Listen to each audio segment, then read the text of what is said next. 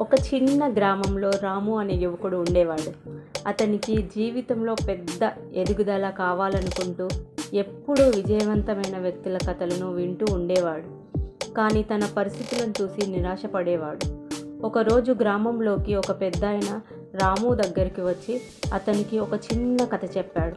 ఒక పక్షి గుడ్డు నుంచి బయటకు రావడానికి చాలా కష్టపడుతుంది.